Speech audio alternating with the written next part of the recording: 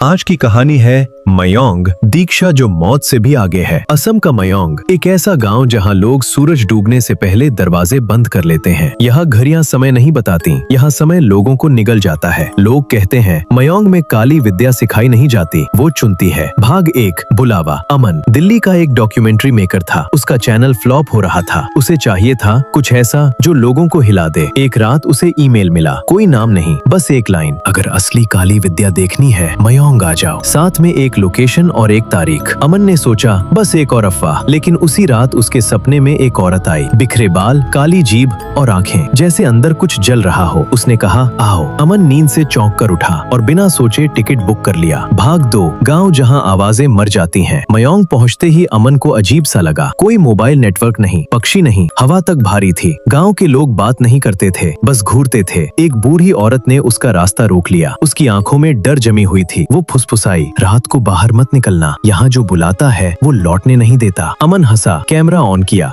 ये सब ड्रामा है, उसने कहा। लेकिन उसी पल कैमरे की स्क्रीन पर पीछे एक परछाई दिखी जो उसकी हरकतों की नकल थोड़ा देर से कर रही थी। भाग 3, दीक्षा की। रात के 12 बजे गांव के बाहर श्मशान में आग जली। काले कपड़ों में लोग, चेहरे ढके हुए। बीच में बैठा था एक तांत्रिक। उसकी आंखें सफेद थीं, पुतलियां नहीं। उसने कहा दीक्षा देखने नहीं दी जाती, दीक्षा में उतरा जाता है। मंत्र शुरू हुए, हवा में रोने की आवाजें। अमन को लगा उसका शरीर भारी हो रहा है। अचानक तांत्रिक ने उसकी ओर देखा। तू यहाँ पहले भी आ चुका है। नहीं, अमन चिल्लाया। तांत्रिक मुस्कुराया, हर आत्मा झूठ बोलती है। भाग 4, कीमत। अमन को जमीन पर लिटाया गया। उसके सीने पर कुछ रेंग रहा था। उसने नीचे देखा, उसकी अपनी परछाई जमीन से निकलकर खड़ी हो रही थी। रुको, अमन चीखा। तांत्रिक बोला, विद्या की कीमत देनी होती है, तेरी परछाई तेरी पहचान। मंत्र तेज हुए, आग नीली हो गई। परछाई ने अमन की ओर देखा और मुस्कुराई। फिर सब अंधेरा। भाग 5, सुबह का सच। सुबह गांव शांत था। श्मशान में एक नया पत्थर रखा था जिस पर नाम खुदा था, अमन। लेकिन गांव के एक घर में एक आदमी बैठा था, कैमरा पकड़े हुए। वो बोल रहा था, मैं मयोंग की काली विद्या पर डॉक्यूमेंट्री बना रहा हूँ। उसकी आवाज अमन जैसी थी, लेकिन आईने में उसकी कोई परछाई नहीं थी। अंत कहते हैं, अगर मयोंग में कोई काली विद्या देखने जाए तो या तो वो लौटता नहीं या फिर कुछ और बनकर लौटता है, और जो बनकर लौटते हैं वो अगला बुलावा भेजते हैं, शायद तुम्हें।